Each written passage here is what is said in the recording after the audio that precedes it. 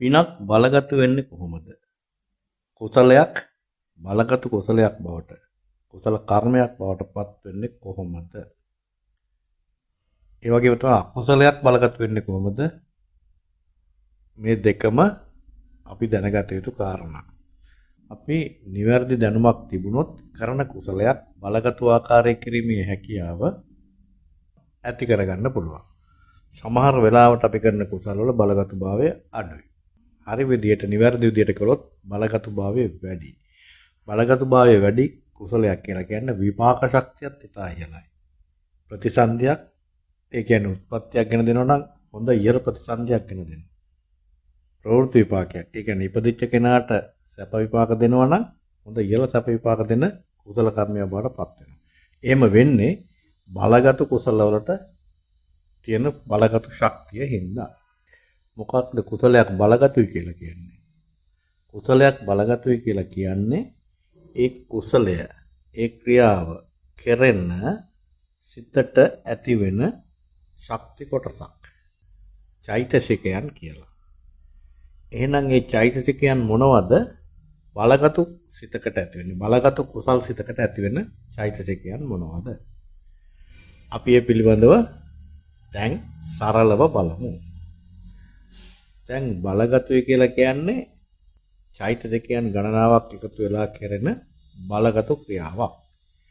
කුසලයක් කියලා කියන්නේ එක්කෝ සිතෙන් කෙරෙච්ච, එහෙම නැත්නම් කයෙන් සිද්ධ වෙච්ච, එහෙම නැත්නම් වචනෙන් සිද්ධ වෙච්ච ක්‍රියාවකට. එතකොට මේ ක්‍රියාව කරන්නේ කවුද? ඇත්තටම ක්‍රියාව කරන්නේ චිත්ත මගින් චිත්ත වීදියක. මේ චිත්ත වීදියක අපි කියලා තියෙනවා සිත් 17ක් පමණ තියෙනවා. මේ සිත් 17 කොටසක් තියෙනවා ශක්තිය නැහැ ඉබේ ඇති වෙන්නා වූ එමත් නැත්තම් පෙර කරන ලද කුසලයක අකුසලයක හේතුවෙන් ඇතිවන්නා වූ අහේතුක සිත් කොටසක් තියෙනවා. තව කොටසක් තියෙනවා බලගතු භාවයෙන් ඉහළ ශක්තිමත් සිත් කොටසක්. මෙන්න මේ බලගතු භාවයෙන් ඉහළ ශක්තිමත් සිත් කොටසත් එක තමයි චේතනාව යෙදෙන චේතනාව ඇත්තම සෑම සිතකම යෙදෙනවා. ඒක සම්පචිත්ත සාධාරණ චෛතසිකයක්.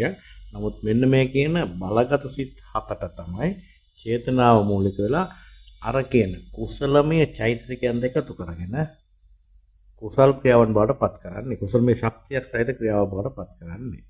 එවනම් මොනවද මේ සිත්? මේ සිත් වලට අපි කියනවා ජවන් සිත් කියලා. චිත්ත වීදියේක එවැනි සිත් හතක් තියෙනවා. ඒ හතට අපි කියනවා ජවන් සිත් කියලා. ඒ ජවන් සිත් හත තමයි එහෙමනම් කුසලයක් හෝ අකුසලයක් බවට පත් වෙන්නේ අපි කරන්නා වූ ක්‍රියාව අනුව ඊට එකතු වෙන්නා වූ චෛතසිකයන් අනුව. එහෙමනම් අපි අද කතා කරන්නේ කුසලමය චෛතසිකයන් එකතු වෙලා කුසල් සිත් ඇති වෙන්නේ කොහොමද කියලා. නැවත අපි බලමු ඉනික්මිති දවසක අකුසල් චෛතසිකයන් එකතු වෙලා අකුසල් සිත් ඇති වෙන්නේ කොහොමද කියලා. එතකොට යම් සිතක් කුසලමය චෛතසිකයන් එකතු වෙලා කුසලමය තත්ත්වයටපත් වුවොත් එය ප්‍රබල මධ්‍යමහා ඊන මට්ටමේ කුසලයක් බවට පත් වෙන්න පුළුවන්. ඒ තියෙන ශක්තිය අනුව චෛතසිකයන්ගේ ප්‍රබල තත්ත්වය අනුව. ඒ වගේම තමයි අකුසල චෛතසික එකතු වෙලා යම් සිතක අර ජවන් සිත් වල යම් ක්‍රියාවක් සිද්ධ වුණා නම් එයා අකුසල් ජවන් සිත් බවට පත් වෙලා ඒ වගේ ශක්තිය මතු විපාක දෙන අකුසල් විපාක දෙන සිත් බවට පත් වෙනවා.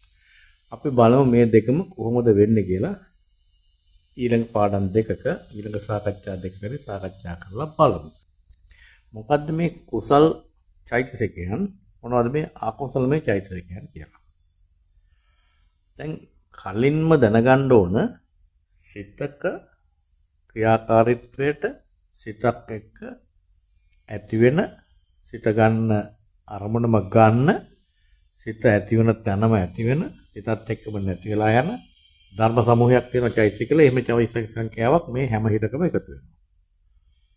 සිතක් ඇති වෙලා පවතිලා නැති වෙන වෙලාවේදී ඒ සිතත් එක්කම ඇති වෙලා ඒ සිතත් එක්කම පවතිලා නැති වෙලා යන චෛතසිකයන් හතක් තියෙනවා. මේක හැම සිතකම තියෙනවා. අපි වල කියනවා සබ්බචිත්ත සාධාරණ චෛතසිකයන් කියලා. ඒතකොට එහෙම සිත් හතක් හැම සිතකම තියෙනවා. ඒක එකක් තමයි පස්ස කියන චෛතසිකයන්. එක වේදනා, ඊළඟට සංඥා, ඊළඟට චේතනා, මේ ආකාරයෙන් හතක් තියෙනවා. ඒ චෛතසිකයන් හත අතර තියෙනවා චේතනාව කියලා චෛතසිකයක්. දැන් මෙන්න මේකේ චේතනාව කියන චෛතසිකය අර අපි පොසව කතා කරන චිත්ත වීදියේ තියෙන ජවන්සිත 7 එක්කත් ඇති වෙනවා. මේ ජවන්සිත 7 තියෙන ප්‍රබලත්වය තමයි මේවා තමයි අතීතේ අනාගතේ කර්මයන් බවට පත් වෙන්නේ. කුසල මේ හෝ අකුසල මේ කර්මයන් බවට පත් වෙන්නේ. කුසලයක් හෝ අකුසලයක් බවට පරිවර්තනය කරනව තත්යකටපත් වෙනවා. දැන් එහෙම වෙන්නේ කොහොමද? ඔන්න ඔතනදී තමයි අපි තේරුම් ගත යුතු පළවෙනිම තැන. මම කිව්වා මුලින්ම අපිට යම් රූපයක් හෝ ශබ්දයක් හෝ ගන්ධයක් රසයක් ස්පර්ශයක් ලැබෙනවා අරමුණක් හැටියට. අන්නේ අරමුණට ඇස කන දිව නාසය කය කියන ඉන්ද්‍රියන් චක්කසෝත ගාන ජීවහා කාය කියන ඉන්ද්‍රියනි ප්‍රසාද රූපයක ගැටිලා ඔන්න චිත්ත වීදියක් ඇති කරනවා. පවාංගිත චලනය කරලා පංචද්වාර වජන හිතක් ඇති කරලා ඊට පස්සේ ඒ සිතෙන් පස්සේ ඇහැට පෙනිච්ච රූපයක් නම් චක්කු විඤ්ඤාණ සිතක් ඇති කරලා කනට ඇහිච්ච දෙයක් නම් සෝත විඤ්ඤාණ සිතක් ඇති කරලා නාසයට දැනෙච්ච දෙයක් නම් ගාන විඤ්ඤාණ සිතක් ඇති වෙලා මේ පංචද්වාර වජන සිතෙන් පස්සේ චිත්ත වීදියේ ඒ පැත්තට යොමු කරනවා. දැන් චක්කු නම් ඒ කියන්නේ ඇහැට පෙනිච්ච රූපයක් නම් චක්කු විඤ්ඤාණයත් එක්ක ඉස්සරහට චිත්ත වීදිය ගමන් කරනවා. කොහොමද එන්නේ ඊට පස්සේ අරමුණ පිළිබඳව තේරුම් ගන්න අරමුණ මොකද්ද කියලා හොයාගන්න සම්පටිච්ඡන සිතක් ඇති කරනවා. ඊට පස්සේ මේ සිත ඇත්තට මොකද්ද කියලා තීන්දුව කරන මේ අරමුණ මොකද්ද කියලා තීන්දුව කරන සම්තිරණ සිතක් ඇති කරනවා. ඊට පස්සේ මේ අරමුණ මොන වගේ දෙයක්ද මිනිහෙක්ද ගවයෙක්ද ගැහණියෙක්ද පිරිමියෙක්ද කියලා තීරණය කරන ව්‍යවස්ථාපනය කරන ඔත්තපනකින් සිත ඇති කරනවා. දැන් මෙන්න මෙතනින් පස්සේ අන්න අර කියන ජවන් සිත හත ඇති වෙනවා. දැන් බලන්න මෙන්න මේ ක්‍රියාවේදී මෙන්න මෙතනින් පස්සේ මේ කියන සිත් වලේ සිද්ධ වෙන ක්‍රියාවේදී අන්නේ ජවන් සිත් එක්ක කුසලමය චෛතසිකයන් ඇතිවිය හැකි 19ක් නියත වශයෙන්ම එකතු වෙනවා. ඒ 19 එකතු වෙන්නේ අනිවාර්යයෙන්ම එකතු වෙන්න පුළුවන් 19ක් ඊට අමතරව තවත් 6ක් ඕනනම් එකතු වෙන්න පුළුවන්. ඒ අනුව ගත්තාම උපරිම වශයෙන් චෛතසිකයන් 25ක් මෙතෙන්ට එකතු වෙන්න පුළුවන්. ඔය අතර මේ සිත මේ ජවන් සිත කුසලමය බවට පත් කරන හේතු මූලයන්ුත් 3ක් තියෙනවා. මොනවද හේතු මූලයන් කියලා කියන්නේ? මේ කුසලමය තත්ත්වයට පත් කරන ලෝභයෙන් තොර වෙච්ච අලෝභය කියන චෛතසිකය. මේ කුසලමය තත්ත්වයට පත් කරන ද්වේෂයෙන් තොර වෙච්ච අද්වේෂය කියන චෛතසිකය. ඒ වගේම මේ සිත කුසලමය තත්ත්වයට පත් කරන දැනුම ප්‍රඥාව නැත්නම් අවිද්‍යාව කියන අමෝහය කියන චෛතසිකය. එහෙනම් මේ චෛතසික තුන ප්‍රබල චෛතසික තුනක්. මේ තුන තමයි මේ සිත ඇති කරලා කුසලමය තත්ත්වයට පත් කරන හේතු මූලයන් තුන. මොනවද? අලෝභය, අද්වේෂය හා අමෝහය කියන චෛතසිකයන් තුන. ඔය තුන යම් හිතකට ඇති වුණොත් ඇති වෙලා ඒක පාදක කරගෙන චේතනාව මගින් එය කුසලමය තත්ත්වයට පරිවර්තනය කරලා අරගෙන ආවොත් අන්න එතනට තවත් අර මා මුලින් කියපු ශක්තිමත් චෛතසිකයන් 19ක් හෝ ඊට වැඩි සංඛ්‍යාවක් එකතු වීමේ හැකියාව තියෙනවා. අන්න එහෙම එකතු වුණොත් ඒ සිතේ චෛතසිකයන්ගේ ප්‍රබලත්වය ශක්තිය අනුව මෙය කුසලමය වශයෙන් ඉහළම කුසලයක් තියෙන ක්‍රියාවක් බවට පත් වෙනවා. අපි හිතමු යම් කෙනෙක් සදහැසිතින් මල් වට්ටියක් හදාගෙන යනවා රුවන්වැලි මහා සෑය අසලට ගිහිල්ලා පූජා කරන්න.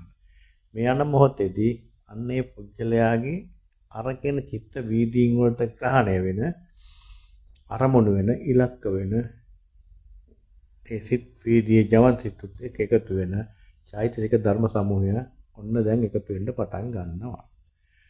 ශ්‍රද්ධාව ඊට හොඳින් ඇති වෙනවා. ඊළඟට අලෝභය ඇති වෙනවා, ද්වේෂය එනවා, අමෝහය එනවා. ඊළඟට මේ පුද්ගලයාත් එක්ක තවත් චෛතසිකයන් ගණනාවක් මේ සිත් වීදියට එකතු වෙනවා.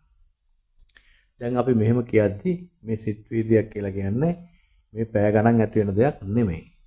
සිතක් ඇති වෙන්නේ ක්ෂණයක්. ක්ෂණයක් කියලා කියන්නේ ගණන් කරන්න නොහැකි ඉතාම කුඩා වේලාවක්. මේ ඉතාම කුඩා වේලාව කියන්නේ ඇහි පිල්ලමක් ගහන වෙලාවට ලක්ෂ වාරයක් විතර සිත් ඇති වෙලා නැති වෙලා ඉවරයි. එතකොට අපි එක ඇහිපිල්ලමක් ගහන වෙලාවට චිත්ත වීදීන් ලක්ෂ වාරයකට ආසන්න සංඛ්‍යාවක් ඇති වෙලා නැති වෙලා තියෙනවා.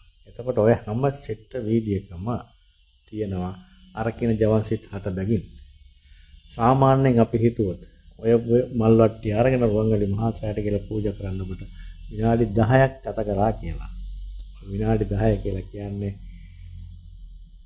අනන්ත වූ සංඛ්‍යාවක් චිත්ත වේදීන් නැති කරලා ඒ අනන්ත වූ සංඛ්‍යාවක් වූ චිත්ත වේදීන් තුල අනන්ත වූ සංඛ්‍යාවක් ජවන් සිත් 7 බැගින් පහල කරලා මහා කුසල් සම්භාරයක් ඇති කරලා තියෙනවා. අන්න ඒ ඇතිවෙච්ච කුසල් වලට අර හේතු මූල තුනම එකතු වුණා නම් හේතු මූල තුනම එකතු වුණා නම් මොනවද හේතු මූල තුන? අලෝභය, අද්වේෂය, අමෝහය තුනම එකතු වුණා නම් ත්‍රි හේතුක කුසලයක් බවට පත් කරලා හේතු තුනම සහිත කුසලයක් බවට පත් කරලා මහා බලගත තත්ත්වයට පත් කරනවා. චිත්ත වීදියේක සිත් ජවන් සිත් 7 ප්‍රබල කුසල 7ක් බවට පත් වෙලා දැන් තියෙනවා. හැබැයි ඔබ හොඳට කල්පනා කරොත් තත්පරයකට මේ වගේ චිත්ත වීදි ලක්ෂ ගණනක් ඇති කරන්න පුළුවන්. එහෙමනම් තත්පරයක් ඔබ ගත කරන මොහොතේදී අනන්ත සංඛ්‍යාවක් කුසලමය තත්ත්වයන් මෙතන ඇති කරලා තියෙනවා. විනාඩි 10ක් කියලා කියන්නේ අපිට ගණන් කර නොහැකි වූ සංඛ්‍යාවක් කුසලමය සිත් මෙතන ඇති කරලා තියෙනවා. එහෙමනම් ඒ කුසලමය සිත් වල සංඛ්‍යාව වැඩි එය ප්‍රබල වන්නේද දුබල වන්නේද කියන්නේ ඔබ ඒ අවස්ථාවේ ඇති කරගන්නා ශ්‍රද්ධාව, අලෝභය, අද්වේෂය, අමෝහය වැඩි චෛතසිකයන්ගේ තත්වයන් අනුව. ඇතමෙකුට මෙතනදී දැනුමක් නැහැ මේ කරන කුසලය මතු විපාක දෙන කුසලයක්, මේකෙන් කුසලයක් වෙනවා, මේක විපාක දෙන කුසලයක් කියලා තේරුමක් නැහැ. අන්න ඒ වගේ තැනකදී සිද්ධ වෙන්නේ ද්වි හේතුක කුසලයක්. ඒ කියන්නේ බලගතු භාවය අඩුයි. එයාට ඇති වෙන්නේ අලෝභය, අද්වේෂය විතරයි. එතන ඇති වෙන චෛතසික සංඛ්‍යාවත් අඩුයි. දැන් මොකද වෙන්නේ? කුසලයක් කළා. හැබැයි ඒ කුසලේ බලය අඩුයි.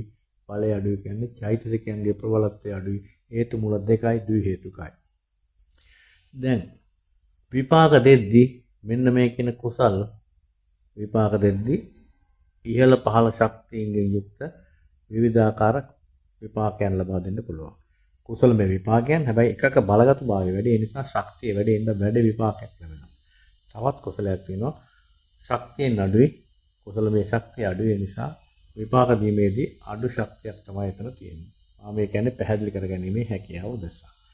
එහෙමනම් යමෙකුට පැහැදිලිවම තේරුම් ගත හැකි දේ තමයි ඔබ කරන කුසලය කරන මොහොතේ ඇත්තටම කරන මොහොතට පෙර ආතුව සහ පසුවත් එක්ක පිරිසිදු අල්වේබේ අද්වේෂයෙන් අමෝහයෙන් අලෝභයෙන් අද්වේෂයෙන් අමෝහයෙන් යුක්තව කටයුතු කළොත් ත්‍රි හේතුක තත්වයට පත් කරගන්න පුළුවන්. ඒ තමයි බලගතම කුසලය.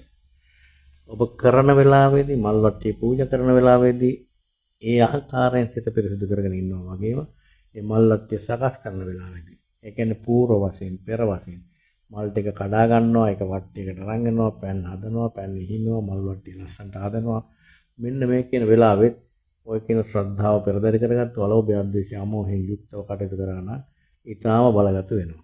ඒ වගේම පූජා කරලා ඉවර වෙලා ආපහු වෙනවා. දවස් 7 2ද පැයද කීයද දන්නේ නැහැ. පැය ගණන් ගත කරනවා. ඒ ගැන මෙනෙහි කරමින් අර කියන ත්‍රි හේතුක කුසල් මුල් වලින්ම යුක්තව. දැන් මේ චිත්ත වීදිය අතිශයින්ම ප්‍රබලයි. මේ කර්මය ඊටමත් ප්‍රබලයි. චිත්ත වීදි ගණනාවක් ඇති වෙනවා. పూర్ව වශයෙන් ක්‍රියාව කරන වෙලාව වැටිට පසුව.